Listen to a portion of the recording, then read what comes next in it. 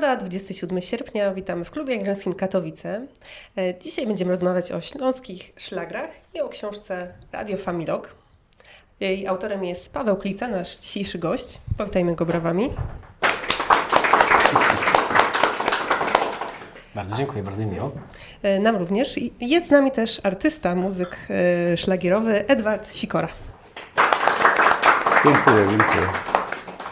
Nasi widzowie tego nie mogą niestety zobaczyć, ale tutaj na widowni są jeszcze inne osoby związane z rynkiem muzycznym. Mam nadzieję, że potem jeszcze dołączą może do naszej dyskusji. Tutaj zostawimy taką małą tajemnicę na później.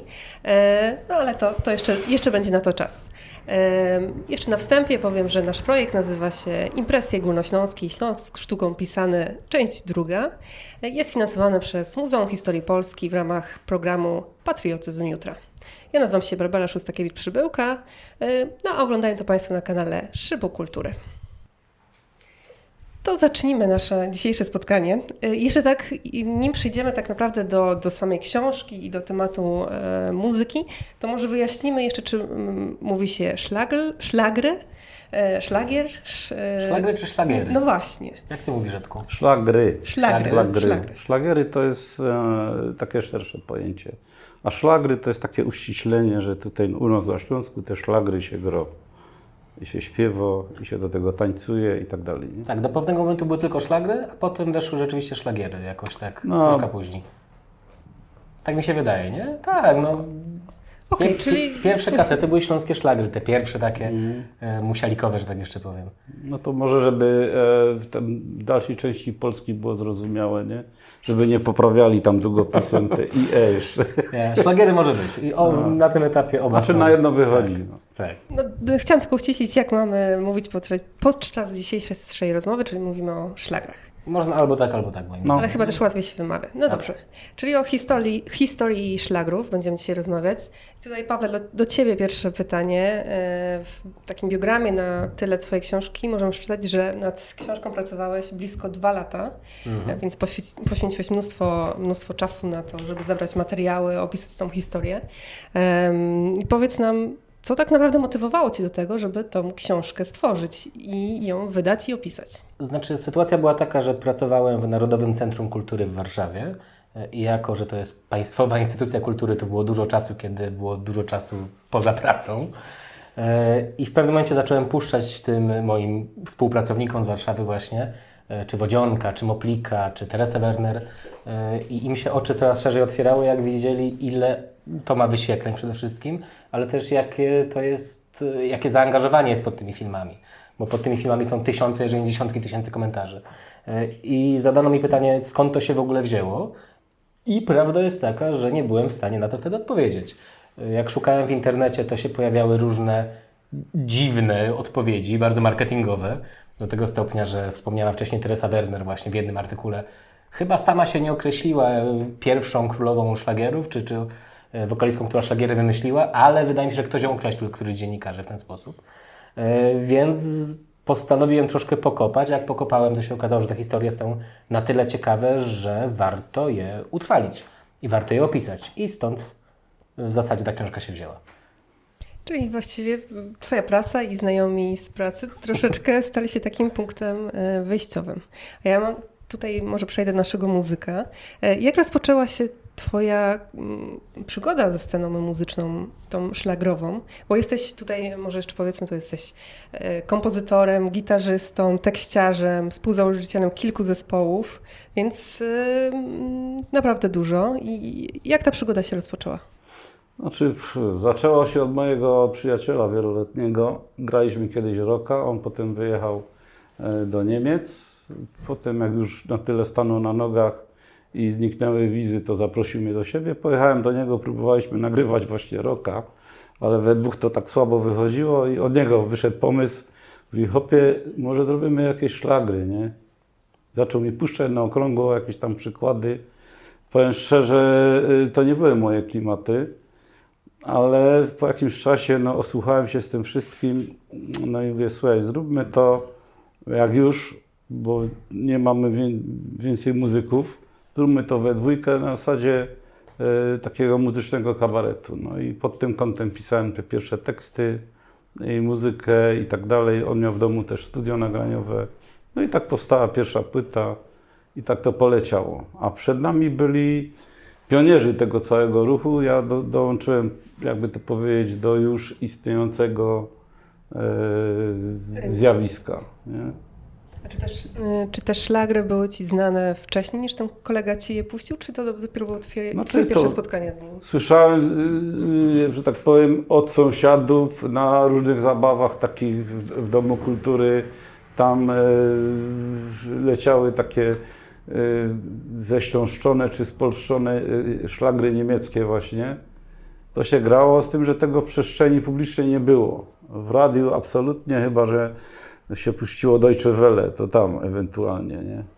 No. Ja pierwsze szlagry to słyszałem w dzieciństwie, bo miałem sąsiadów, co sobie puszczali radio na Voll, nie? No potem oni w latach 70. powyjeżdżali, no ale gdzieś tam w uchu mi to zostało, nie? No. A ta sytuacja z Mankiem to był który rok? Przed 2000 jeszcze, 90 początek twojej lata. kariery. Ja pozwolę sobie dodać, że wasza pierwsza płyta z Mankiem Potyką zespołu Edmans to było debiut jednego z 3 wielkich szlagierowych wydawnictw. Bo był Box Music z Bogdanem Tycem, Tak, był tak. Promus z Jankiem Musielkiem, który był pierwszy, i Krzysztof Szwed z wydawnictwem SK. Tak. Właściwie waszą płytą debiutował na rynku szlagierowym, tak, nie? tak. Więc mówienie, że dołączyłeś do tego, wiesz, już później, kiedy to już trwało, trochę się zgodzę, trochę się nie zgodzę. Myślę, że Edmans był w jakimś tam sensie pionierem też tego, no właśnie ale- jako pierwszy wśród, wiesz. No tam byli wcześniej Andrzej Skaźnik, coś tam robił właśnie No tak, no wydawali, Mirkiem tak, Szołtyskiem, tak. kasety leciały i tak dalej. Znaczy wydawali no, w tych 2 wydawnictwach, ale tak naprawdę, Tak, wiesz, SK pierwsze wydało Edmansa, nie? no, Jak się ta płyta nazywała pierwsza? po Śląsku. Po Śląsku. A potem było Zaś po Śląsku. Zaś druga po płyta, nie? Śląsku. Tutaj już się pojawiają jakieś nazwiska.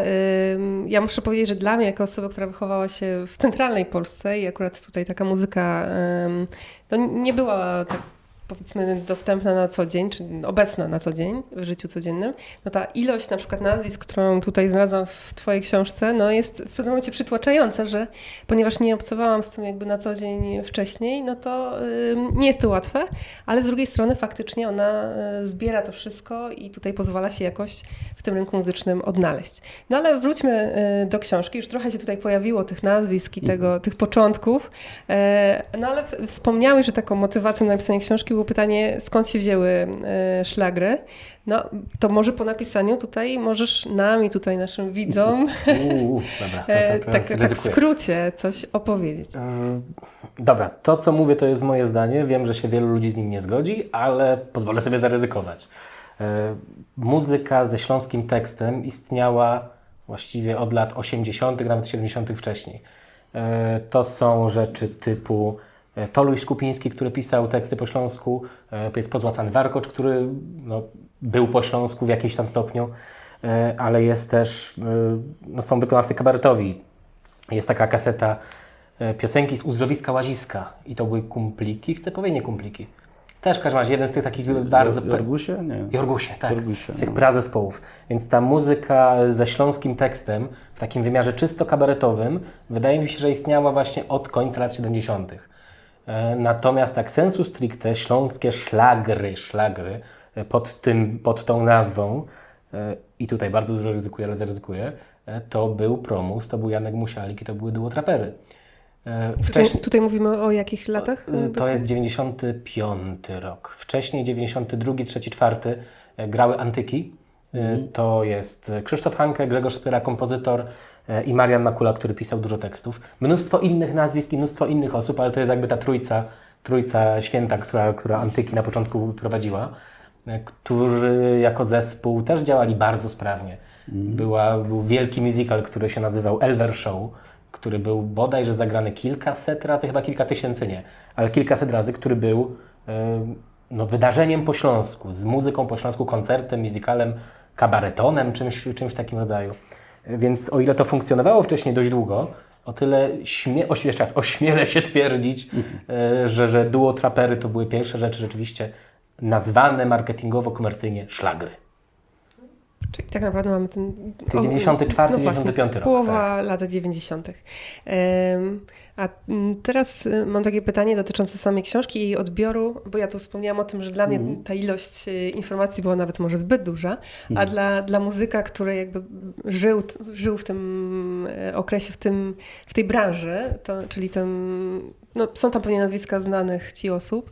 Czy jak czytałeś tą książkę, bo myślę, że miałeś okazję, czy to było tak, że czytałeś i tak, to było dokładnie tak, czyli powracały jakieś wspomnienia, czy raczej, że może czegoś brakowało w tej książce, nie wszystko zostało opisane? Znaczy ja mam takie poczucie dużego niedosytu, bo Paweł siłą rzeczy, żeby w końcu zrobić ten materiał, skończyć tą książkę, musiał po prostu powybierać tam i też nie do wszystkich dotarł.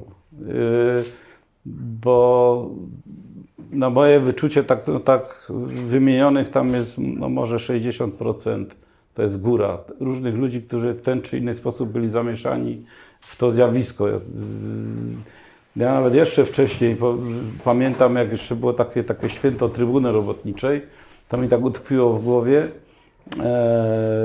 Pamiętam, była taka kapela podwórkowa, wtedy była moda na kapele podwórkowe i oni wyleźli tam w tym parku i śpiewali po śląsku.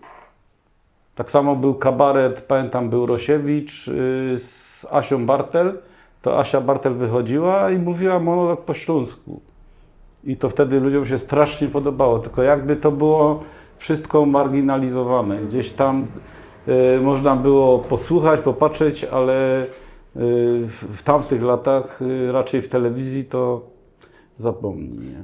A pozwolę Ci zadać pytanie, czy nie masz wrażenia, że te rzeczy do pewnego momentu wszystkie były wyłącznie komediowe, wyłącznie na żarty, że śląski jako język piosenki był zarezerwowany do opowiadania widzów i do robienia sobie jajec, nie? No to taka konwencja, ja też widzisz, jak sam powiedziałem na początku, że założenie przy pisaniu kawałków dla Edmansa, no to był właśnie kabaret. Nie? No macie też poważne piosenki, nie? Znaczy, To nie jest tak, że w trakcie tego pisania właśnie tak mnie tknęło, mówię, spróbuję coś napisać o życiu, ale nie w konwencji kabaretowej. Nie? I tam parę takich tekstów udało mi się jakoś tam napisać. Sam się zdziwiłem, że się da. Na Piekarskiej ten Twój utwór jest z pierwszej płyty? Tak. Wiesz, dla mnie to jest naprawdę poruszający utwór, nie? To jest piosenka o tym, jak znika ulica Piekarska, jak budowali DTS-kę, tak? Widziałem na własne oczy, bo pracowałem tam właśnie na tej ulicy w komisie samochodowym. Czyli to było takie dokumentowanie tego, co się dzieje wtedy w okolicy na Górnym Śląsku. Zobaczyłem, jak po prostu łatwo można skasować coś, co do czego miałem nadzieję, że przetrwa, bo tam na tej ulicy się urodził, wychował Janusz. Ten od tych książek i tak dalej. I była, że tak powiem, gadka o tym, że tam wyremontują to, będą tam mieszkali poeci, twórcy śląscy i tak dalej, a potem przed Walec i wyrównał, nie? No także... No i właśnie, wiesz, to jest moje poczucie, że szlagry nie są wyłącznie kabaretowe. Jasne, że większość, czy duża część ich jest na żart i dalej to jest muzyka wesoła. Natomiast to to jest ten wyróżnik właśnie dlatego, moim zdaniem, duotrapery to jest ten pierwszy moment, gdzie rzeczywiście coś się zmieniło, bo mnóstwo tych piosenek duotraperowych jest dość poważnych. No. Jest tam ta piosenka Tato, proszę nie pij więcej, która jest smutna. Nie za dobra, ale też przede wszystkim smutna. Ważnym Tak? problemem. No. A czy odbiór tych piosenek takich bardziej poważnych, o których tutaj wspominamy, na koncertach był inny przez publiczność? Czy on na przykład publiczność domagała się, powiedzmy, tych piosenek, czy raczej... Powiem tak, że życzę każdemu artyście śląskiej publiczności. To są niesamowici ludzie, którzy przede wszystkim słuchają. 2, potrafią wiele wybaczyć, a 3, są też wrażliwi na różne klimaty, na różne nastroje. Niekoniecznie tylko na zabawę, na jakieś tam huśtanie się, klaskanie. Jak się napisze coś dobrego, to są tacy sami ludzie jak na całym świecie i tutaj język jakby się staje drugorzędny, tylko co chcesz tam powiedzieć, nie? No. Tak, trochę przeszliśmy do tematyki, ale może jeszcze wróćmy do tego, skąd się wzięły te szlagry i ich popularność. Bo mamy te połowa lat 90., ale później też mamy jakieś takie ważne punkty, które tak naprawdę pomogły temu, że ta popularność była duża nie tylko na Górnym Śląsku, ale też i myślę, że w Polsce. I tutaj pytanie jest do Was obu. Może najpierw Pawle, tutaj korzystając z swoich doświadczeń przy pisaniu książki, chciałbyś o tych takich ważnych punktach rozwoju tego rynku w Ta Polsce książka jest opowiedzieć. owinięta, osadzona na takich właśnie 3 wielkich momentach. Jednym jest cała ta prehistoria, czyli Marian Makula, drugim jest założenie Radia Piekary z Andrzejem Misiem, a trzecim jest powstanie telewizji Silesia. I wydaje mi się, że w kontekście historii śląskich szlagrów to są 3 punkty, które jakby wyznaczają nowe epoki popularności tej muzyki, czy jak tę muzykę odbierano, jak daleko ona docierała, jaki miała zasięg. No bo te właśnie pierwsze szlagry, wczesne szlagry, jak ja to nazywam, przede wszystkim właśnie z kabaretu Rak, czy z Antyków, czy z Jorgusiów wspomnianych, czy tych wszystkich utworów, działalności artystycznych przed 93, 4, 5 rokiem, no to jest jeden moment. To też warto pamiętać, że te rzeczy miały dość ograniczony zasięg. O ile wydawnictwo Kamerton mogło tych kaset naprodukować dziesiątki tysięcy dziennie, o tyle to nadal były kasety. Kasety trzeba było iść, kupić, mieć na czym odtworzyć, więc też siłą rzeczy zasięg tych szlagrów był zamknięty najpierw do regionu może, później jak się pojawiło Radio Piekary i radio, chcę powiedzieć Vanessa, a to nie było Radio Vanessa, gdzie był Piotr Scholz. Vanessa, tak? Vanessa, tam rejon rybnicki. Radio Fan, tak. Fan tak, też. tak. Bo Radio Fan było na południe od Katowic, a Radio Piekary było na północ od Katowic, więc tak łapały fale radiowe. Jak pojawiły się te wielkie stacje, 2 stacje radiowe i właśnie z jednej strony Piotr Scholz, a z drugiej strony Andrzej Miś, to też te szlagry zupełnie inaczej się poniosły. Też w przypadku Radia Piekary można było mieć tak naprawdę te szlagry u siebie w domu 12 godzin dziennie ciągiem w pewnym momencie. No a później w momencie, kiedy otwarło się, czyli Radio Piekary to jest 2000, chcę powiedzieć 2 albo 3, ale nie chcę popełnić... Zajrzyj do książki. Zajrzę do książki. Początek lat 2000. Jakoś tak. 2001. Wstyd, że nie pamiętam. Bardzo Was wszystkich przepraszam tutaj. To ty szukaj, ja dopowiem Tak. jeszcze. Ja mam taką teorię swoją, że ta popularność szlagrów, czy tam szlagierów, jakby je nazwał, wzięła się stąd, że tutaj trzeba spojrzeć szerzej. Generalnie w latach 80., 90. i tak dalej nastąpiło wycięcie muzyki środka w Polsce. Zostały gwiazdy typu Rodowicz i tak dalej, te które zaczynały na początku lat 70., 60., Krawczyk i w kółko mieliło się tych samych wykonawców, a tutaj pojawiło się coś w miarę jakby rozwoju coraz bardziej nowoczesnych rytmach. A to takich- wycięcie wynikało z takiego promowania tych artystów po prostu, nie wiem, przez telewizję? Czy Weszły zachodnie firmy wydawnicze i one, jakby to powiedzieć, zmarginalizowały polskich wykonawców, ograniczyły się tylko do tej muzyki rockowej, później jak powiem rap i przede wszystkim ich produkty zachodnie. I praktycznie gdzieś tam w koncertach życzeń, to dopiero ostatnie lata przyniosły ten powrót tych starych gwiazd, bo ktoś tam zauważył z marketingu w tych wszystkich wielkich telewizjach, że jednak ludzie by chcieli tego, nie? Z tym, że no, śląska muzyka jakby się jeszcze nie doczekała takiej nobilitacji i normalizacji, że tak powiem, że powinna być przyjmowana na zasadzie, no co z tego, że po śląsku, ale jest fajny hicior. No to jest dalej tak traktowane, no to szlagiery, to tego nie słucham. Ja miałem taką przygodę, że właśnie jak nagrywaliśmy pierwszą płytę, przyszła taka znajoma manka też z centralnej Polski, nałożyła słuchawki, Manek jej puścił, ona odrzuciła je, tak by je oparzyły, nie? Ja mówię, co się stało, sprzężenie, czy ten? Nie, to jest po śląsku. Mówię, no co z tego? Tam jeszcze parę taktów posłuchała, dopóki była tylko sama muzyka, potem odrzuciła, nie? No, także takie są reakcje przesadzone. A to do dzisiaj w archiwum telewizji Katowice, gdzie siedziałem i oglądałem pierwsze soboty w Bytkowie, jak ktoś podszedł do mnie, zapytał, co ja robię. Mówię, no piszę książkę o śląskich szlagrach. I reakcja była jakbym wpysknął człowiekowi po prostu. prawie obrzydzenie, naprawdę. Radio Piekary, 17 października 1996. Także troszkę wcześniej, tak. Bardzo przepraszam. No i chwilkę później, najpierw był DJ Adam Gruca i potem chwilkę później DJ Andrzej Miś z repertuarem śląskim. I później telewizja Silesia, to już I potem TV kolejne... Silesia to 2007 albo 2008, teraz już nie będę sprawdzał. 7. To zostawiamy naszym tutaj widzom też do Tak, sprawdzenia w książce. I potem właściwie trzeci moment, gdzie szlagiery stały się wizualne. To znaczy w momencie, do tego momentu nie za bardzo było gdzie emitować teledysków. Tych teledysków nie było, no bo przede wszystkim gdzie, ale też to było dość drogie, żeby taki teledysk wyprodukować. Więc te szlagry były bardzo muzyczne, bardzo radiowe, bardzo koncertowe.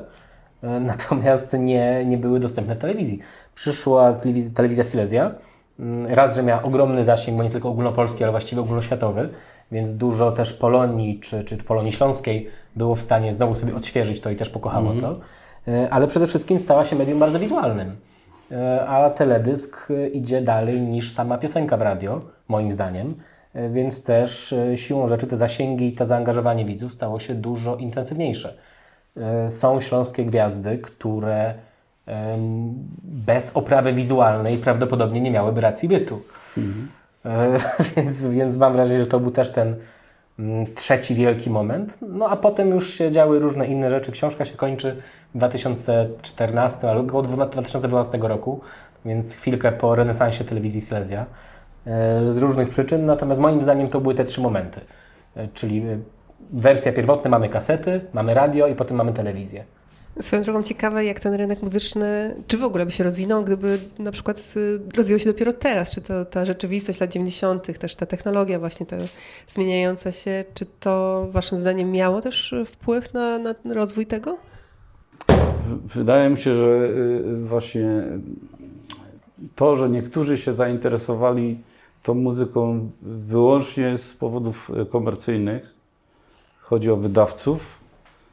Ja też pracowałem u jednego z wydawców, który też, znaczy u dwóch nawet pracowałem, którzy wydawali różne rzeczy, muzykę rockową, jakieś tam nawet muzykę poważną i potem stwierdzili, że patrząc na sytuację, że może na tym się da zarobić i ci, którzy, mówiąc brutalnie, wyłożyli pieniądze, to odzyskali je ze sporą nawiązką, bo każdy z nich, tak rozmawiałem z jednym i z drugim, był zaskoczony, jak to idzie.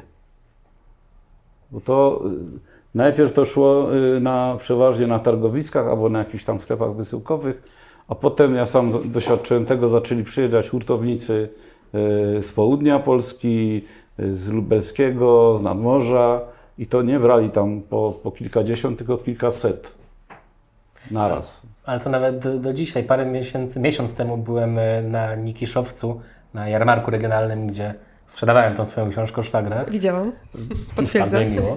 Natomiast pytanie, które mi zadawano najczęściej, właściwie co 20 minut, to było, czy do książki jest płyta? Więc... Że chociaż playlista na Spotify. Boję się nawet playlista składać, żeby nie mieć potem problemów natury prawnej, bo do dzisiaj wiele z tych utworów ma niejasne kwestie legislacyjne, nie, to nie jest to słowo. W każdym razie nie chcę tutaj wchodzić w jakieś detale, natomiast był to na tyle duży rynek, powstał na tyle szybko, że 20 lat temu nikomu jeszcze się nie chciało dbać może aż tak bardzo o prawa autorskie, a dzisiaj może być na to troszkę za późno. No. Więc to też jest ciekawe. Stąd też w naszym spotkaniu nie ma muzyki, tylko rozmawiamy o muzyce, ale niestety bez... Ale proszę sobie posłuchać. Moplika, Jada na ryby, na Piekarskiej, o którym wspomnieliśmy wcześniej. Jeszcze wspomnimy, jeszcze zrobimy tutaj przebiegnięcie po utworach na końcu. Będzie taki bonus na koniec, będziemy wymieniać tytuły, które należy sobie odszukać. Liczymy na publiczność właśnie też. To jeszcze dlatego zachęcamy do oglądania do samego końca. Tutaj trochę wspomnieliście w sumie, ten wątek się pojawił u Was, jakieś takie właśnie pytania, czy obrzydzenie nawet tym językiem śląskim, tak? To chciałam przejść do krytyki w ogóle szlagrów, bo to w Twojej książce też się pojawia.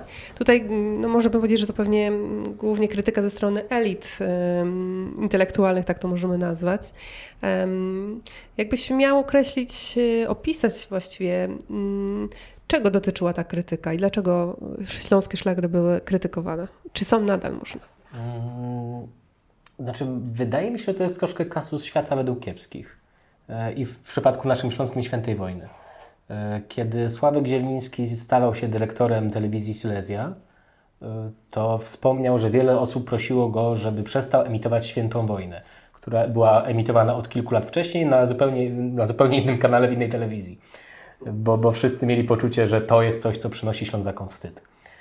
I mam wrażenie, że fakt, że dużo tych tekstów jest biesiadnych, jest zabawnych, może w pewnym momencie był zespół, który też wprowadził tą biesiadność jakoś tak naprawdę na 100%. Myślę tutaj o Szlagiermaszynie. Sprawiło, że dużo ludzi kojarzy szlagry tekstowo, przynajmniej z mojego doświadczenia, z czymś bardzo niskich lotów, z czymś niezbyt wyszukanym, może dotyczącym niezbyt wyszukanych tematów też. Jemy wodzionka i krupnioki, hodujemy gołębie, idziemy się tam na świniobicie nie, bo to nie ten region, ale idziemy na gruba. Więc mam wrażenie, że patrząc powierzchownie, w pierwszym kontakcie, nie jest trudno wyrobić sobie opinię o śląskich szlagrach, że to jest tylko, za przeproszeniem, o głupotach. Często też te piosenki troszkę mądrzejsze nie są tymi najpopularniejszymi, więc po przesłuchaniu 2 albo 3 z tych piosenek człowiek może myśleć, ja już nie muszę słuchać więcej. A okazuje się, że cały ten przemysł, cała ta estrada jest tak bogata i tak różnorodna, że no, kilka tych największych hitów w cudzysłowie robi złą robotę. To są też często największe hity sprzed 20, czasami 30 lat. Więc o ile do dzisiaj są utwory, które nawet mi osobiście sprawiają fizyczny ból w odsłuchiwaniu, o tyle... Aż chciałam się zapytać, chociaż nie wiem, czy chcesz zdradzić, jaki utwór może sprawiać fizyczny ból? Nie, tutaj nie chodzi, mówimy tylko pozytywnie. O tyle jest, śląskie szlagry to jest tematyka tak przebogata, tak różnorodna. No, są na przykład utwory, które mi się nie podobały, natomiast jak spotkałem się z wykonawcą, twórcą, kompozytorem, autorem, to się okazuje, że one są dużo mądrzejsze niż się pierwotnie wydawało. No. Ja w ogóle jestem szalenie ciekawy Twojego zdania, Jacku, bo wiesz, Ty mnóstwo tych rzeczy piszesz. Tutaj ja może powiem dla naszych widzów przed telewizorami, że Ty pozwolę sobie zdradzić, że Ty masz, Edku, w ZAIKS-ie 1000, 1500, 2000 tekstów dla śląskiej estrady? Jakbym siadł i zaczął to tam rzucać, to może by się nazbierało, ale nie tyle. Jest koło 400. A do innych mnie żona pędzi jeszcze, żeby po prostu zgłosić. Ale... Więc tutaj mamy człowieka odpowiedzialnego za lwią część tych tekstów dla bardzo wielu zespołów, nie? Tylko powiem tak, ja wyleczyłem jednego z krytyków w prosty sposób. Poprosiłem go, żeby sobie przetłumaczył teksty największych hitów światowych, takich, nie? Tanecznych. No i troszeczkę zmienił zdanie, bo to jest szlagry czy szlagiery, to jest muzyka nie do analizowania, nie do słuchania, do odlotów jakichś tam wielkich. To jest muzyka biesiadna. To jest muzyka, którą macie odprężyć. I tutaj zasady są proste. Praktycznie nikt nie słucha tekstów w sensie zwrotek pierwszych i tak dalej. Musi być fajny refren, tak jak na całym świecie. Fajny refren, chwytliwa melodia i jest wtedy ok. Dopiero po czasie, jak komuś się chce, zaczyna się przysłuchiwać, o co tam konkretnie chodzi w tym utworze. Także analizowanie przez krytyków tych utworów pod kątem, nie wiem, porównywanie go z dziełami Mickiewicza, no to jest totalne nieporozumienie. To nie o to chodzi. To nie o to chodzi. Tutaj po prostu są inne zasady i dlatego nie dziwię się tym ludziom, że oni chodzą na te koncerty, że głosują na to, bo żyją tą muzyką, no bo oni się mogą przy tym odprężyć. I tyle. To jest moja cała filozofia na ten temat. Nie? Dużo rozmawiamy też, że te utwory są, nie wszystkie oczywiście, bo też duża część jest w języku polskim, ale są też, duża część jest jednak po śląsku. No ale tutaj wielokrotnie używasz, że to nie mówisz, że to jest język śląski na przykład. Czy to jest celowe, czy nie chcesz tego? Nie wchodzimy do tej rzeki, o mój Boże, nie. Tego tematu nie Język, poruszamy. gwara, etnolekt, ja to tam używam wszystko wymiennie właśnie, żeby nie wchodzić do tej rzeki. Natomiast To jestem... też troszeczkę w tym temacie właśnie krytyki zastanawiałam się nad tym tutaj w kontekście tej dyskusji niedawnej i pewnie też to będzie wracało języka śląskiego. No, czy szlagry, właśnie to, że są po śląsku. No raczej nie słyszałam, żeby one były jako jakiś argument używane, że na przykład jest kultura, tak, że mamy tutaj te śląskie szlagry po śląsku. Czy raczej w tym kontekście właśnie języka śląskiego nie są one jakimś ważnym tematem, tak nazwijmy. I tutaj też trochę nawiązując do tej krytyki, zastanawiam się po prostu, czy to nie jest właśnie jakiś temat, który jest pomijany. Powiem tak, moim zdaniem wiele z najlepszych śląskich tekstów to są teksty śląskich szlagrów. Wysłuchałem konferencji prawie 2-godzinnej o śląskiej muzyce, która miała miejsce w Szczebrzeszynie, gdzie przez 2 godziny mówili o wszystkich, kto kiedykolwiek na Śląsku postawił nogę albo kto spojrzał na mapie na Śląsk, ale ani razu nie wspomnieli o żadnym z wykonawców śląskiej estrady. Zaczynając od Mariana Makuli, który ma te teksty, które są piękne. No myślę tu o tekście Na Abrahama. Erich wziął tydzień urlopu w Werku, zrobił krupnioków i frankfurterków, piwo zamówił też u Augusta, będzie fajrował dzisiaj Geburstak. Jest to majstersztyk i tych tekstów jest bardzo dużo, ale przez teksty Edmansa, przez teksty nawet tych duotraperów, szczęsnych czy nieszczęsnych, czy przez bardzo wiele innych później wokalistów, te teksty są naprawdę dobre. Jeżeli chodzi o nośnik śląskiej kultury, to one moim zdaniem niosą śląski język dużo lepiej niż bardzo wiele współczesnych śląskich tekstów. Jedna rzecz, na którą chcę zwrócić uwagę, to jest na przykład sytuacja, w której mamy piosenkarza, artystę z Niemiec, który jest rodowitym Niemcem, który wykonuje utwory po polsku z niemieckim akcentem, który jest przedstawicielem gatunku śląskie szlagiery. Tak jest promowany. Więc w kontekście nie ma to wspólnego ani nic ze Śląskiem, ani nic ze szlagierami, jest w języku polskim, natomiast jest traktowany jako śląski szlagier. Więc patrząc tak bardzo zbiorczo, marketingowo, nie jest trudno powiedzieć, że śląskie szlagiery są po polsku albo są kiepskim śląskim. Natomiast jest cała masa przykładów naprawdę świetnych śląskich tekstów, które też znają pokolenia. No bo tekst Gołębiorzy jest znany ogólnopolsko.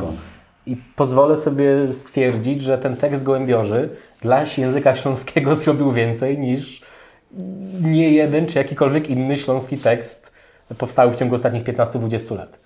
Myślę teraz o jakimś śląskim tekście literackim, który mi zapadł rzeczywiście w pamięć, który nie wywodzi się z estrady śląskiej i prawdę mówiąc jest mi ciężko jakiś znaleźć. Znaczy Twardocha sobie poczytaj. No tak, no ale no... Nie no, słuchaj, Makula też pisywał takie po śląsku różne rzeczy, felietony. To jest też trudność pisania po śląsku wynika stąd moim zdaniem, bo tak, pojedziesz w kierunku Raciborza, inaczej go dają. Pojedziesz 10 km dalej, jeszcze inaczej, w Opolu, jeszcze inaczej, na Cidrach, jeszcze inaczej. Także tutaj to tak po prostu trzeba brać tak, jak to jest. Tak, jak to jest. Język śląski nie miał szansy być tak, że tak powiem, profesjonalnie skodyfikowany i żeby uczyli tego śląskiego i tak dalej, bo moim zdaniem on straci dużo właśnie z tej swojej takiej różnorodności. To jest tak, jakby uczyć kogoś, co, nie wiem, jego oma sycała, nie, jakaś tam koło piekor i nie, ona nie może syceć. Czemu? Ona tak go dała, tak powinna go dać i wnuków tak samo uczyć, nie? No, także a czemu nie ma takich poważnych tekstów? Bo jakby no nie mamy takich, że tak powiem, śląskich wykształciuchów, co by siedli i by napisali. Ale też to jest bardzo ważne, co ty mówisz, wydaje mi się, o tej kodyfikacji. Mamy tutaj zespół Maszkety z nami. Pozwolę sobie zapytać, Iza, jak piszecie teksty, to czy wy korzystacie z tej współczesnej śląskiej kodyfikacji ze śląskimi symbolami? Ich nie ma jakoś bardzo dużo, one są bardzo ograniczone w tym współczesnym śląskim pisanym. Ja trzymam kciuki za to, żeby ten język był skodyfikowany. Jakkolwiek się to stanie, nie? Bo to ja tutaj się nie chcę wypowiadać na temat, czy to jest dobrze, czy źle. Po prostu obserwuję, że on się rozwija i że idzie w dobrym kierunku do tej kodyfikacji i ufam, że no kiedyś się wszyscy nauczymy pisać po śląsku, bo to jest też podstawa. Ale jest już bardzo dużo autorów, którzy piszą książki po śląsku, współczesnych. Ja osobiście mam takiego konika, że właśnie kupuję te książki po śląsku. To jest Silesia Press wydawnictwo. takie Silesia duże, które to Press, robi, nie? tak. Silesia Progress może, tak. tak. I myślę, że to może się zakończyć powodzeniem. Tylko no nie mnie oceniać. Ja pisząc teksty po śląsku robiłam to tak bardzo, bardzo po omacku i poprosiłam pana Mirkę Syniawę o taką korektę, jeżeli chodzi o pisownię. Okej. Czyli patrzcie, nawet ludzie, co całe życie gadają po śląsku, potrzebują Tak. lekcji śląskiego. Po prostu chciałam, żeby to było profesjonalnie tak. zrobione i chociaż może one nie są do końca jakoś tam poprawne, te teksty, jeżeli chodzi o Śląsko-Gotka, ale chciałam, żeby on jakimś takim fachowym okiem na to spojrzał i przynajmniej ta pisownia, żeby też była taka, no zależało mi też na wyglądzie płyty i tak dalej, i tak dalej. Także ja się nie wstydzę tego, że też się tego uczę, że też się rozwijam w tym kierunku i że no nie boję się zapytać kogoś, kto zna się lepiej i poprosić o poradę. Super, jest to fascynujące dla mnie, nie? Znaczy, Że to... są różne szkoły. Ja na przykład uważam, że jak jest na przykład synek, tak jak jego synek z Biskupic, z Zabrza, to niech ten synek pisze tak jak od Bajtla Godą. Niech tam będzie to takie nawet zachwaszczone, czy niemieckimi, czy literackim polskim. Ja tak godą. Tak godali wszyscy 3 ulice dalej, w centrum Zabrza też tak godają, może tam już bliżej, że tak powiem, Makoszów i tak, to jest trochę inaczej gadają, ale mi będzie łatwiej napisać coś, czy zaśpiewać coś w tym, jak go myślę. Nie? I to jest najfajniejsze, a kodyfikacja to się przyda wtedy, jakby to miało iść w świat. Bo żeby ktoś to przeczytał ze zrozumieniem, no to musi mieć jakiś tam słowniczek, nie 50 różnych znaczeń jednego słowa, tylko jedno. Tutaj jeszcze coś tam mamy chcę jeden Iza głos, dopowiedzieć. Ja zaraz bo ja też tu trochę mam po śląsku. Tylko jedno zdanie jeszcze a propos pisania tekstów. Pisanie w ogóle piosenek, tekstów piosenek, no to jest w ogóle osobny rozdział. I to się wiąże z takimi zasadami, że no dopuszczalne są pewne sytuacje, które na przykład niedopuszczalne są w literaturze, w poezji, a tutaj w piosence możemy sobie pozwolić na jakąś grę słów. Nie zawsze nam pasuje rym czy coś w tym stylu i możemy troszeczkę wykrzywić ten język piosenki. I dlatego ja uważam, a też musimy zwracać uwagę na akcentację zgodną z muzyką, więc ja się tych zasad staram trzymać z różnym skutkiem, ale tak jak powiedziałam, no wszystkiego się też uczymy. To była pani Iza Kopiec z zespołu Maszkety. Tak. No warto powiedzieć. Tak, dokładnie tak. Ale w tym temacie mam fragment po śląsku. Tutaj jest fragment, jak Grzegorz z zespołu Wesoły Masosz opowiada o swoich początkach. I on rzeczywiście jest tak, jak Grzegorz mi to godał. Bo mi to godał po śląsku. Grzegorz Godo. I próbowałem to kodyfikować, co też nie było łatwe, bo też trzeba się nauczyć, jak to robić, jak wykorzystywać poprawnie te symbole. I to wysłałem to do niego do weryfikacji. I Grzegorz powiedział, że no fajnie, tylko no to on tak nie godo. Nie? Więc to zostało rzeczywiście napisane tak, jak jest powiedziane. Tak samo jest wypowiedź Ani Drabek, która też była po śląsku, która jest po prostu napisana ze słuchu. I to była decyzja, która może nie postępuje tej śląskiej sprawy kodyfikacji języka śląskiego naprzód, ale w tej sytuacji to była decyzja właściwa moim zdaniem. Bo to był głos tych ludzi. Być może głos Ślązaków za parę lat będzie właśnie bardziej jednolity. Natomiast na tym etapie było to bardzo trudne, te Poza półtora tym roku oczy temu. bolą, jak się to czyta, bo człowiek jest nieprzyzwyczajony. Nie? Czasami wszystkie, jak inny wiesz, język. no. Już teraz nie, bo wcześniej jeszcze było tych symboli dużo więcej. Teraz wydaje mi się, że są tylko dwa. Że jest kreska i jest kółko, nie? Nad samogłoskami. Nie chcę wyjść tutaj na głupca, także nie wchodzę dalej do tej Mieliśmy nie wchodzić w ogóle w ten temat, a się Broń okazało, Boże, że jest tak. bardzo ciekawy. Ale żeby podsumować, tak. mam wrażenie, że śląskie szlagry dla Śląskiej Gotki zrobiły rewelacyjnie dużo.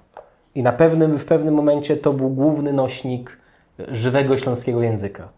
Były bardzo ważne inicjatywy podejmowane, mówię na przykład Śląskie Śpiewanie albo działania przy Radiu Katowice, które ten śląski pielęgnowały w takim wymiarze etnograficznym.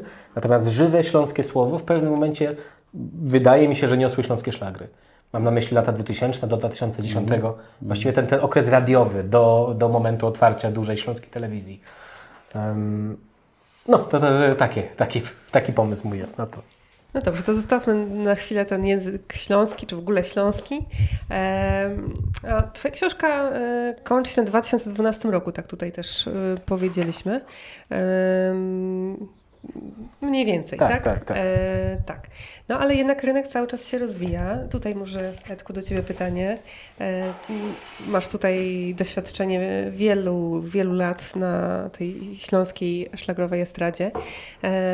Jakbyś mógł tak opisać nam, jakie są Twoje doświadczenia, jak widzisz to, jak się to wszystko zmienia, jak ten rynek, czy nie wiem, jest coraz większa komercjalizacja, czy może idzie ku lepszemu, czy Znaczy może powiem nie? tak, że raczej się zwija ten rynek, bo oferta na przykład programowa telewizji Silesia na początku była bardzo szeroka.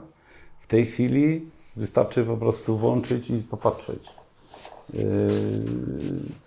Poza tym radiopiekary. Drugi temat. Ostatnio było głośno, że podobno, nie wiem, bo nie czytałem tego zarządzenia, ktoś, ale zajął się tym europoseł, że na wizji nie wolno używać śląskiego, w radiu piekary. Na korytarzach owszem, ale na wizji nie, znaczy na wizji, w eterze. No, także no co, wydawnictwo, w którym pracowałem, padło, nie ma jednego wydawnictwa, to pierwsze, tam Jasiu Musiałek coś tam próbuje robić. I generalnie jest tak, jak się spojrzy na te różne listy przebojów, no to tutaj okazało się, że rynek śląski przyciągnął wykonawców z całego kraju właśnie tej muzyki środka, którzy tam są absolutnie na totalnym marginesie, a tutaj okazuje się, że jak jest fajny utwór, właśnie mówię, jest chwytliwy refren, to znajdują miejsce paradoksalnie wykonawcy z całego kraju, bo są i z Wybrzeża, i z Poznańskiego. Oni to kupują. No i po prostu, no ale wchodzą tutaj, tak? Są jakoś, mogą się pokazać i to jest dla mnie troszeczkę ironia losu, że zabrakło w pewnym momencie jakby poparcia dla śląskich wykonawców i dla twórców śląskich i wiadomo, życie nie znosi próżni i w to weszli różni wykonawcy. Ja im tam oczywiście niczego nie odmawiam, ale te szlagry coraz bardziej stają się szlagierami. Coraz bardziej rozmyte są. W zasadzie jak się spojrzy, obojętnie jaką listę radiową, jakąś, gdzie są te niby śląskie utwory, no to tam powiedzmy sobie po śląsku to jest może 3, w porywach 4 kawałki, reszta wszystko w polszczyźnie literackiej, ewentualnie w łamanym polskim, jak wyskoczy ten wykonawca, o którym wspomniałeś. No i Ten z Monachium, tak? także generalnie tak obserwuję, że udało się, nie wiem, jeśli ktoś źle życzył temu gatunkowi, to udało się go, że tak powiem, wyprowadzić troszeczkę na manowce. Moim zdaniem. Może jak nastąpi jakiś renesans, nie wiem. Ja tylko trudno jeszcze mi dopowiem, powiedzieć. a jeśli chodzi o koncerty, one się odbywają teraz, nie wiem, w jakichś dużych salach, czy są to jakieś mniejsze koncerty, czy Myślę, jakieś że okolicznościowe? najlepsze lata są za nami, bo z tego, co obserwuję już po samym, patrząc na przykład wizualnie na koncerty, one są biedne. kiedyś producenci, bo robiłem też przy takich zdarzeniach, nie żałowali na dekoracje, na jakieś tam zespoły taneczne, na jakieś wizualizacje, inne rzeczy.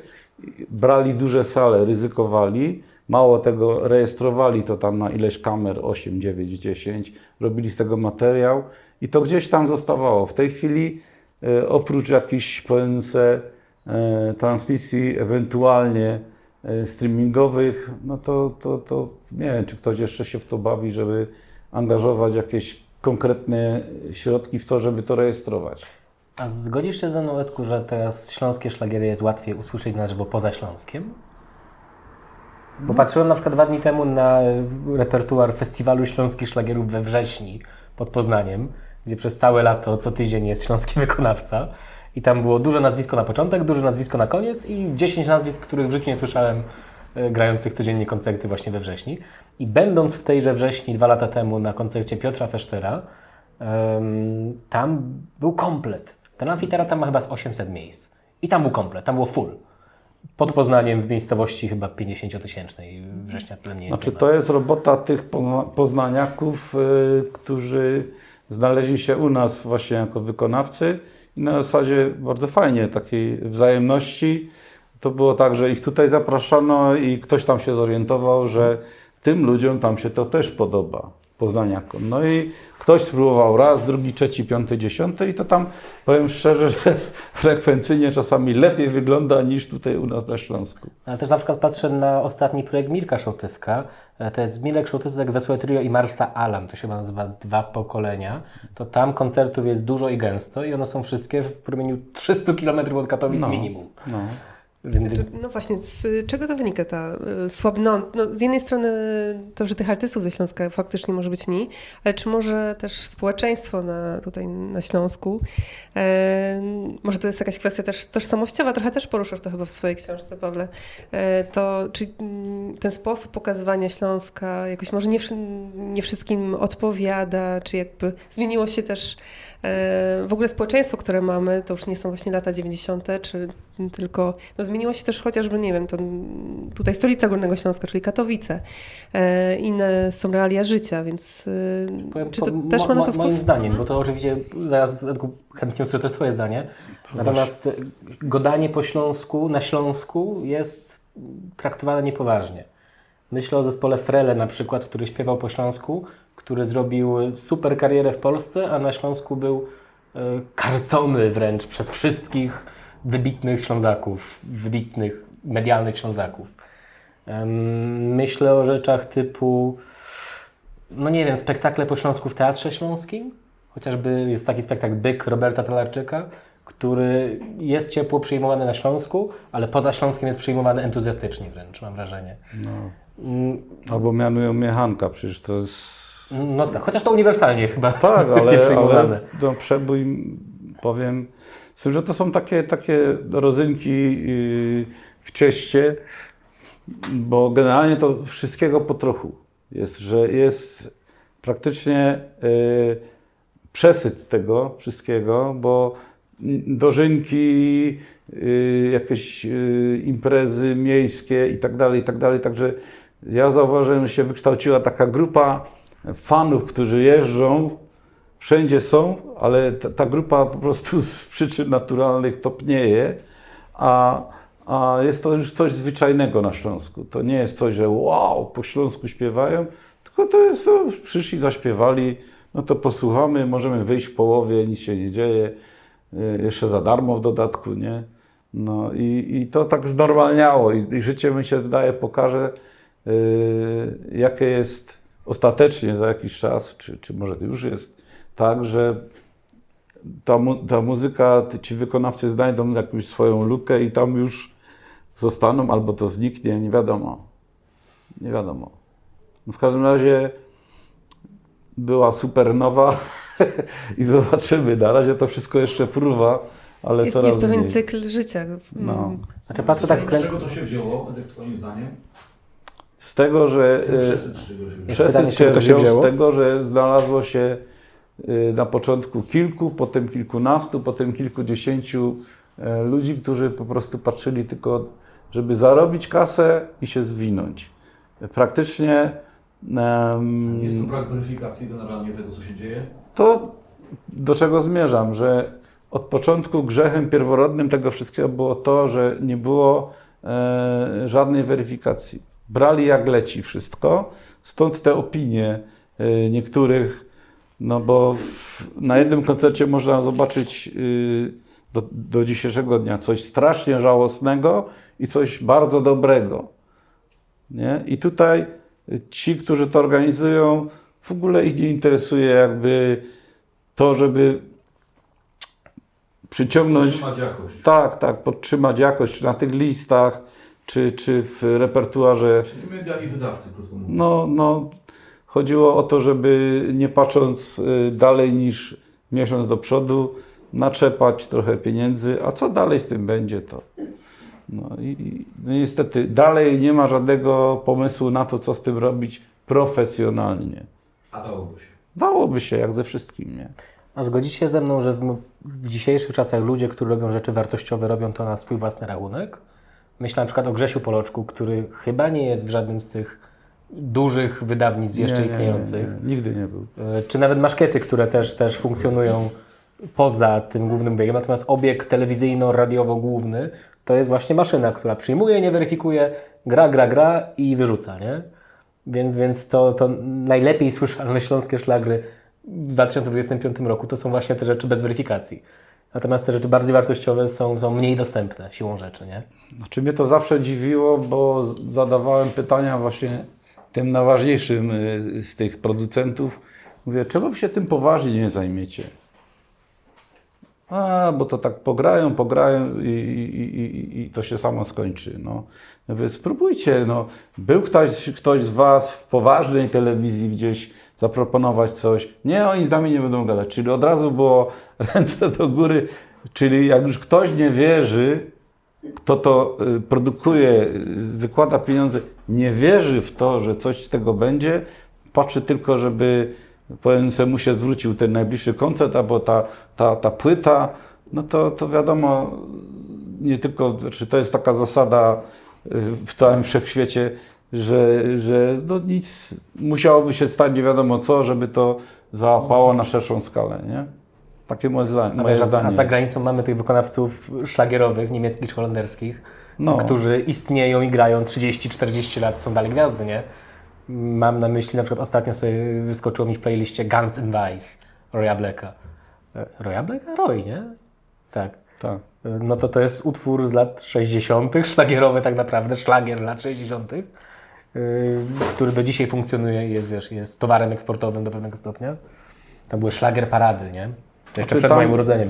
Tam mieli o tyle szczęście na zachodzie, że tam nie było jakby tak zwanych spółdzielni. Tam zawsze do tego się podchodziło komercyjnie i jakby to powiedzieć poważnie.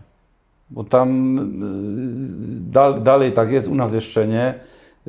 Nawet ta nasza tak zwana wielka scena, to dalej jest chałupnictwo, chałtury, przewały i tak dalej. A tam po prostu ktoś stwierdził, że na tym da się fajnie zarobić, tylko trzeba fajnie zainwestować w to. I do niedawna w takich Niemczech na przykład okazuje się, ja sprawdzałem dane chyba 5 lat temu, Gemy, największe zyski Gemy, czyli tamtejszego ZAX-u, były z Heimat melodii. Teraz to przeskoczył rap. No się też wiąże ze zmianami struktury ludnościowej, ale do tego czasu tam po prostu miliony i też ci, którzy to produkowali, ładowali w to, robili piękne programy, piękne koncerty z anturażem, ze wszystkim i to przyciągało ludzi. Bo jak zrobisz bidną scenę, postawisz i jedną kapustę gdzieś w rogu, a tam jakiś badylek i fatalne nagłośnienie, to nie chyci, że tak powiem. No. Ale w przeciwieństwie ten rynek jest zamknięty. Może zapraszamy, bo mamy tutaj też na sali... A słuchaj mnie? Nie, rynek jest sterylnie zamknięty. Tam się nie da wejść tak po prostu z ulicy, tak jak u nas. Znaczy tam, jeszcze wracając do zachodu, bo mam paru kolegów, którzy tam próbowali, No tam robi się selekcję. Najpierw ci wydadzą normalne zasady, tak jak w każdym gatunku muzyki. Najpierw tam musisz coś demo fajnego wysłać, potem zrobią ci singla. Tam jest stała ekipa producentów, wydawców, No bo zespołów. po co inwestować w coś nowego, jak tam to jeszcze działa, tak? Z tym, że oni tam rozglądają się za nowymi wykonawcami. Na przykład, no, żeby wymienić nazwiska, Andy Lucia.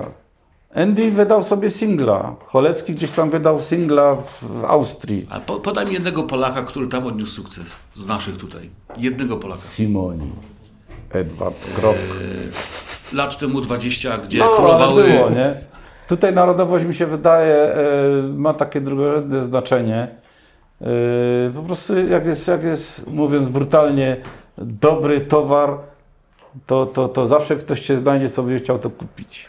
Ja to tylko przerwę, że po drugiej stronie mikrofonu dla Państwa, którzy nie widzą, jest Pan Kazimierz Sas, który też jest jedną z legend śląskiej estrady, kompozytorem, autorem tekstów. Tekstów nie. Kompozytorem, producentem, wykonawcą. Też. W każdym razie jedną z legend. I jest opisane. Nie wiem, Jest wspomniane, tak. Bo nie wiem tak. czy aż tak, ale okej, dzięki. No tak wracając, to chyba nikt z Polaków, ja mówię, tam jest rynek zamknięty, sterylny, są nowi, wszędzie muszą być nowi. Tylko w ogóle w tym wszystkim jeszcze co mówicie, to muzyka to jest 50% całości i sukcesu projektu. Drugie 50% to są emocje, które budzisz na scenie. Tak, Można no. pięknie śpiewać, mieć cudowne kawałki, jak nie ma kontaktu, nie ma tego czegoś, to nic nie zrobisz. Ale to w każdym gatunku sztuki, że tak powiem. Musisz mieć charyzmę. Niektórzy wykonawcy mają to, inni Był taki próbują zespół, mieć. gdzie był gość z włosami czerwonymi, śpiewał kiepsko, ale emocje budził niesamowite. Tak. Czy to jest A wracając jeszcze do rynku zachodniego, oni mają tam problem wielkiej ilości. Bo tam naprawdę jest bardzo wielu wykonawców, którzy by chcieli zaistnieć. Bo tam to siedzi u nich w tradycji. Nie wiem, jak w tej chwili jest, bo parę lat tam nie byłem, ale tam na każdej wiosce jest blast music, czyli orkiestra jakaś tam i tak dalej, i tak dalej. Grają tam lokalnie gdzieś. To jest taka tradycja tam, nie? No i mają z czego wybrać. Także jak tam ktoś przyjedzie z zagranicy, no to tak po co? Po co im taki wykonawca? Z którym nawet się nie można dogadać. Czy nie? jako wykonawca rzeczywiście. No. A ja mam jeszcze pytanie przy okazji do Was, jak mam mikrofon, żebyście zdefiniowali słowo szlagier. Także dla mnie to jest bardzo rzecz ewidentna. Męczy pierwszy. Chciałbym To jest w 199 książce- stron nie, bez definicji. Tak? Jest jedna linijka na ten temat Aha. i na koniec hasło, że ciężko zdefiniować. Aha, tak, celowo. Bo ja się nie podejmę definicji szlagieru, bo mnie zjedzą, bo każdy ma swoją definicję i każda jest moim zdaniem prawidłowa do pewnego stopnia. Znaczy, moim zdaniem to jest utwór słowno-muzyczny z tak zwanym szlagwortem, czyli z czymś tekstowym, co włazi do ucha i z drugiej strony do drugiego ucha z fajną melodią. Jak to zatrybi, plus charyzma wykonawcy, Po śląsku? Czy niekoniecznie? obojętnie, to jest szlagier, czy to może być rapowy kawałek. Jeśli wykonawca znajdzie ten klucz do słuchacza, no to już dalej już potem a muzyka idzie chorwacka jest szlagierem czy nie? fajnie. Tak. A czy jest Chyba śląskim nie. szlagierem? Są Chyba też, nie. tam były, Chyba nie. to trzeba by wrócić do genezy. To się wzięło, to szlagrowe granie, no, z tej muzyczki Z niemieckiej, muzyki zachodniej, austriackiej, Szwajcaria, no, Holandia i tak a dalej. Chorwacja, jak sobie tak sięgniesz historycznie, no to tam Ale jest cytat w Austro-Węgry. książce wykonawcy, który powiedział, że zabłysnął Chorwacją, że nie jest wykonawcą szlagierowym, nigdy nie był. Jest cytat w książce. A no to jest jego zdanie. Bardzo popularny wykonawca. Ta muzyka bałkańska taka jest o tyle fascynująca, że tam jest mieszanka właśnie wpływów tych takich tureckich, wschodnich, plus te niemieckie rytmy i tak dalej. To jest przepiękne, dlatego. Poza tym tam ludzie śpiewają jeszcze, to się czuje u wykonawców, że tam nawet jak się pójdzie gdzieś, nie wiem, na jakiś festyn, to poziom jest taki, że u nas niektórzy powinni się kłaniać im, nie? Jest tak. Tak jeszcze w ogóle, Pawle, to pogratulować książki. Bardzo dziękuję, bardzo mi miło. Nie podoba mi się cytat o roku 2012, to co się potem działo. Nie zgadzam się z tobą, absolutnie. A zacytuj. Tak samo... Znaczy powiedz mniej więcej, o co chodziło. Nie, słuchajcie. O matko. ale szczerze, to jest rewelacja, bo prawdę powiedziawszy, jest to jeden z nielicznych razów, kiedy rzeczywiście mam możliwość krytycznego spojrzenia na tę opinię tutaj, na tą historię tutaj. Znaczy ja nie krytykuję, po prostu ja... Krytycznego w kontekście, że nie... Ja w gratuluję 100%. książki, bo jest fantastyczna. Jeszcze powiem parę słów. To, co na śląskiej estradzie dzieje się później, czyli po 2012, w zasadzie nie jest specjalnie interesujące. Z tym się nie zgadzam. I dla mnie szlagiery tutaj zaczęły się od drugiego rozdziału. Czyli dla mnie muzyka Sobota w Bedkowie to jest świetny rozdział muzyki śląskiej, ale jeszcze Ale to nie szlagierowej. Tak. No to samo powiedziałem, że duo trapery były pierwsze moim zdaniem. Tak. I zdecydowanie uważam, że wszyscy nowi, którzy wchodzą w naszą scenę, do tej rodziny, czy ludzie szczególnie z zewnątrz, właśnie tutaj była mowa o Polsce, powinni być na takich spotkaniach albo coś takiego mieć przed sobą, żeby w ogóle poczuli, co to jest szlagier i jak to się je. Bo nie mają w ogóle pojęcia. A na koniec, jak już zamknąłem książkę, to jedno hasło, co poszło nie tak? W śląskich szlagrach? Tak. Ja to powiem, bo ja to mogę powiedzieć, ale nie sądzę, że będziesz mógł się ze mną zgodzić tutaj na wizji. TV Silesia, po prostu. TV Silesia jako żarłoczny twór, który wymagał 8 do 12 godzin materiałów dziennie, spowodował, że weszło wszystko. Że do pewnego momentu, zanim się TVS pojawił, były jeszcze te takie ostatnie bastiony w postaci redaktorów radiowych, którzy mogli zatrzymać największe Gnioty. tak. Natomiast od momentu, kiedy trzeba było wypełnić ramówkę konkretną ilością materiału, bezwzględnie codziennie, to w zasadzie to był początek końca, moim zdaniem. Ja tu podtrzymuję to, co napisałem, że po tym czasie nic się specjalnie ciekawego nie działo, bo ja nawet do dzisiaj uważam, że bardzo niewiele się ciekawych rzeczy dzieje na tej estradzie szlagierowej. Że spoglądając na top 30 ostatnich utworów z ostatniego pół roku, te rzeczy są albo bardzo do siebie podobne, albo są odtwórcze, albo są po prostu kiepskie. Może się narażę tutaj wielu osobom, przepraszam za to, trudno, ale naprawdę mam wrażenie, że ta złota era już się do pewnego momentu skończyła. A ludzie, którzy robią rzeczy moim zdaniem interesujące, robią je niezależnie.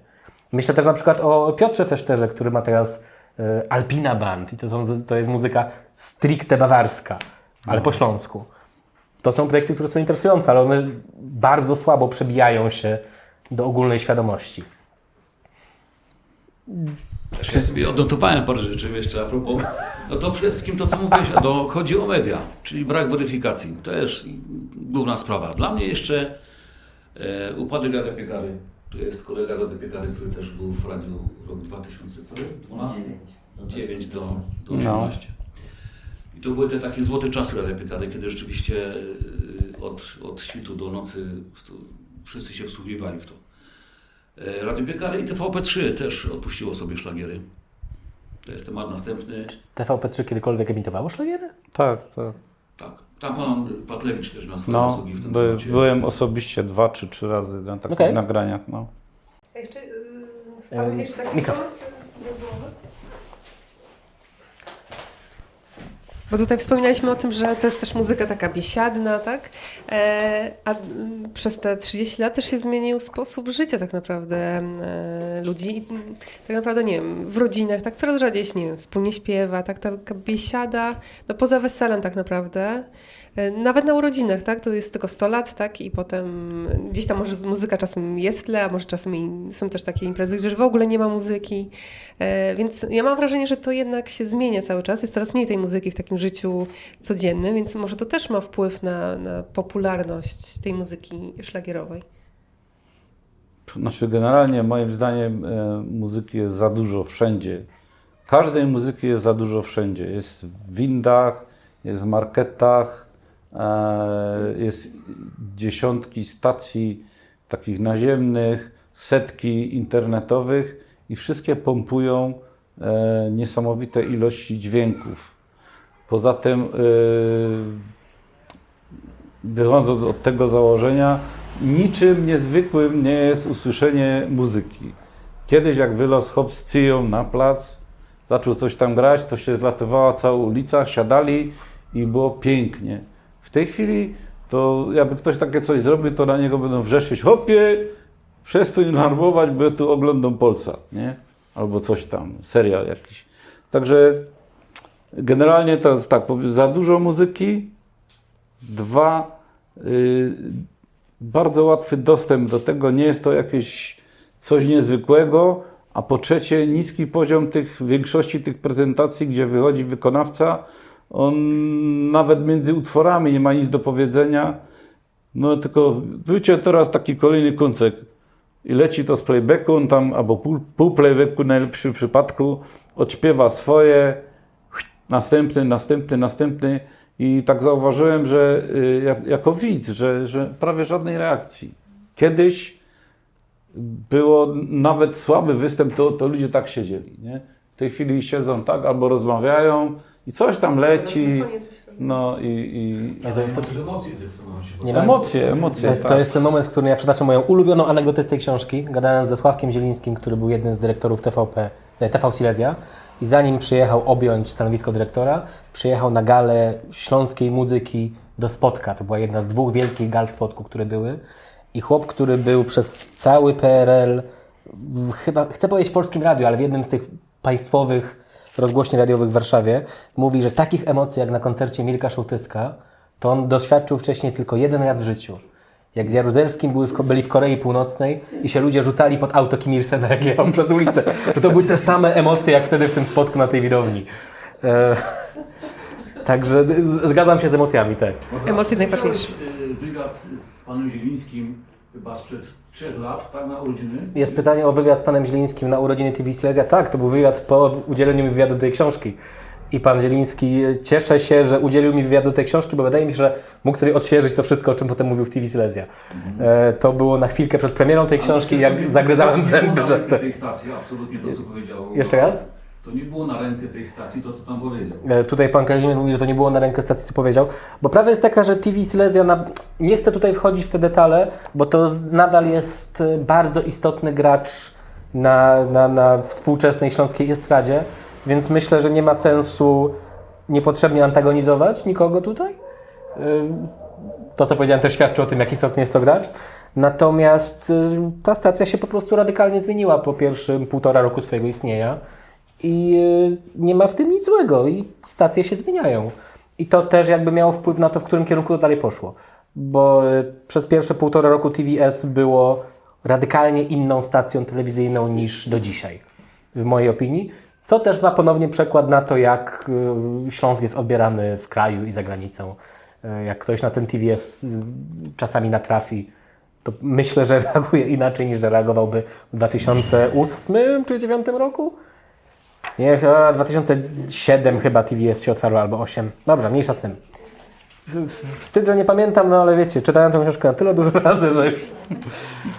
Ja jeszcze powiem jedną rzecz. Mi się No. wydaje, że to są ostatnie lata takiej naszej muzyki tak naprawdę, bo 2008. patrząc jak wchodzi AI, to naprawdę kończą się nasze role. Tu jest, ja mówię do mikrofonu, Że że, jest ten, głęboki. Tak. że wejście AI świadczy, że wieszczy koniec śląskich szlagrów. Nie tylko szlagów. Tylko muzyki Generalnie w ogóle. muzyki, każdej muzyki. To już jest w ogóle szeroki temat AI, a muzyka. Znaczy ja powiem tylko z mojego doświadczenia, że dokładnie tydzień temu jechałem sobie na próbę, bo jeszcze gram sobie w takiej kapeli rockowej, swoje kawałki inne. No i mój basista w samochodzie puścił mi utwór. Ja mówię, no fajny kawałek, fajnie zaśpiewany, fajny tekst, fajna muzyka. I wiesz, bo ja wrzuciłem do AI tylko pomysł, mniej więcej charakter wykonawcy, o czym to ma być i tak dalej. I takie coś mi wysmażył. I powiem szczerze, to by mogło spokojnie latać w każdej rozgłośni komercyjnej. Ale chyba AI jeszcze po Śląsku nie godo. Przynajmniej ja się nie spotkałem ze śląskim Ale AI. już są szlagiery generalnie, już są. Da się zrobić kolegę. Da się po Śląsku? Bardzo ładnie wyszło. To szkoda, że się nie odezwał do mnie, bo ja większość tych wywiadów, a to było prawie 300 godzin wywiadu miałem po Śląsku. I oznaczało to, że nie dało się tego spisać automatycznie, że trzeba to było spisywać ręcznie. Więc potworna ilość czasu pracy nad tą książką to było spisywanie wywiadów po śląsku. Ale to było też trochę wcześniej, nie? Więc już jakby No przez tak, ten czas wtedy to jeszcze to nie było tak powszechne. Więc szkoda, mogłem się wziąć za tą książkę troszkę później. Byłoby na pewno dużo sprawniej. Ja jeszcze mam pytanie, czy tutaj może ktoś, zwłaszcza z osób, które jeszcze nic nie wypowiadały, może ktoś z naszej widowni chciałby zadać jeszcze jakieś pytanie. Zbliżamy się powoli do końca naszej transmisji, więc dlatego też pytam, czy może jest jakiś temat, który ktoś chciałby jeszcze poruszyć.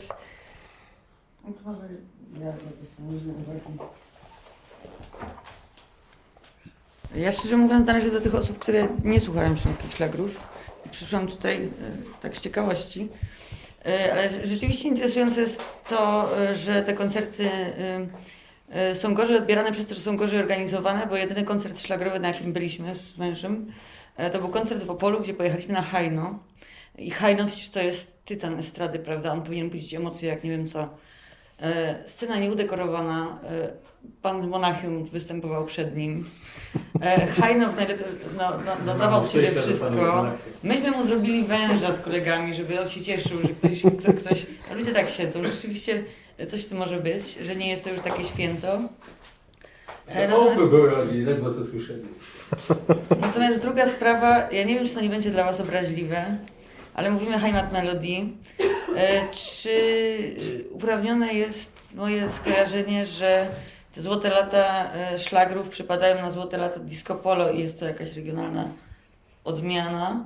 I tak samo jak disco polo przeminęło na rzecz rapu i innych rzeczy, tak i śląski rap podziemie jest coraz silniejsze i młodzi ludzie... Ja bym powiedziała, że taki nowy kanon kultury śląskiej i to nowe miejsce, gdzie ta śląska gotka funkcjonuje poza obiegiem domowym, to jest właśnie rap, który nie wymaga telewizji, bo teraz mamy YouTube'a i Spotify'a. Jest niski próg wejścia, więc tych wykonawców jest bardzo wielu. Oczywiście jakość jest zróżnicowana, ale wydaje mi się, że to może być taki, no podobnie jak Pan powiedział w Niemczech. Że rap staje się coraz popularniejszy, niekoniecznie wynika to ze zmianą struktury ludnościowej, No, tak raczej z pokoleniową. No. To takie jest. Znaczy, nawiązując do tego ostatniego zdania, no ten rap może właśnie przebić się bardziej niż tam inne gatunki, ten śląski, dlatego że on jest prawdziwy. Praktycznie z tego co zauważyłem, czym bardziej obojętnie jaka twórczość muzyczna, obojętnie co, wynika z potrzeby serca i jest odbierane. Ja wierzę ciągle to, że ludzie, odbiorcy jakoś, nie wiem, w cudowny sposób potrafią wyczuć, co jest sztuczne, a co jest takie prawdziwe. I wierzę w te fluidy. Tak samo na koncertach. Tutaj Kazik wspomniał to, że są wykonawcy, którzy wychodzą i jest zima. On może być najlepszym perfekcjonistą, robić 4 salta w czasie jednego refrenu i tak dalej. Jest zima na widowni. A wychodzi ktoś, który ma coś do przekazania i wtedy się nie liczy, w jakim to jest języku, byle byłoby zrozumiałe. I jeśli to jest w pewien sposób w stanie dotrzeć do takiego widza, czy do większości widzów, to jest wtedy okej. I to nieważne, jaki to jest gatunek, czy to jest jakiś, nie wiem, ktoś robi jakieś obrazy na żywo, czy coś, to musi być prawdziwe. I tutaj w niektórych, szczególnie czym dalej szło w tych szlagierach, czy szlagrach, to było na zasadzie kopiowania jeden od drugiego. Ja często się z tym spotykałem, pisząc teksty, napisałem coś oryginalnego, no to ten wykonawca, który to chciał ode mnie, powiedział, nie, chłopie, ale wiesz co, napisz tak to, wiesz, bo to tak jak ten to zrobił. No i to szło do szuflady i pisałem pod wykonawcę z bólem serca, naprawdę. I to jest też to może, co zjadło to. Właśnie to kopiowanie kopii i kopiowanie tych kopii przez kopistów. No, a to było tak jak za czasów VHS, każda kolejna kopia była gorsza, nie? Czy tam przy kasetach magnetofonowych. No i niestety. No a zobaczymy. Ja ciągle wierzę, że bo w centrum mojej uwagi jest język śląski właśnie, twórczość śląska. Bardzo się cieszę, że mamy coraz więcej śląskich pisarzy, którzy nie tyle, że się nawet nie wstydzą, że są ze Śląska, wręcz pokazują, że słuchajcie, ja nie jestem gorszy od tego albo od tamtego i piszę o tych sprawach, bo to we mnie siedzi. Tyle. No. Mam nadzieję, że też w tej muzyce jakby szlagiery może gdzieś tam się skończą, ale mam nadzieję, że z tego coś tam zostanie, choćby w tych teledyskach, o których mówisz, może któryś z tych młodych, bo ja na przykład jestem zaskoczony, że bardzo dużo w komentarzach pod moimi tam teledyskami młodych ludzi, którzy trafili na to i powiedzieli, to jest taki fan, że głowa boli. Zdziwienie. Koledzy moje wnuczki puszczają na imprezach moje kawałki, czy tam innych kawałki i wiadomo, to jest na zasadzie jakiegoś tam fanu, ale jest. Nikt ich do tego nie zmusza. Bodzionka jest na studniówkach na przykład. No, także że ja bym nie widział tego w czarnych barwach, po prostu to się zmienia wszystko. Zobaczymy, no. My mamy na to najmniejszy wpływ, bo jak się to mówi, ludzie głosują nogami. Może zrobić nie wiadomo co, ale jak ludzie tego nie będą chcieli, to nic z tym nie zrobić. A jak będą chcieli, to bardzo fajnie. A ja tu jeszcze ostatni o tym disco polo. Śląskie szlagiery disco polowe to tak naprawdę jest dość współczesny temat. To jest, powiedziałbym, po 2010 roku. Bo ile disco polo istniało na Śląsku i miało się bardzo dobrze i były liczne próby śpiewania disco polo przez śląskich wykonawców, niektóre dość zaskakujące, o tyle śpiewanie po śląsku poszło zupełnie bokiem muzycznie, aranżacyjnie, aniżeli disco polo sensu stricte. Bo jeżeli chodzi o śląskie szlagry, to mam wrażenie, że one czerpały w pewnym momencie dość bogato z Monalizy, która czerpała z melodii nie disco polowych stricte, bardziej tam były meksykańskie, południowoamerykańskie może nie do końca, ale tego typu klimaty hiszpańskie właśnie.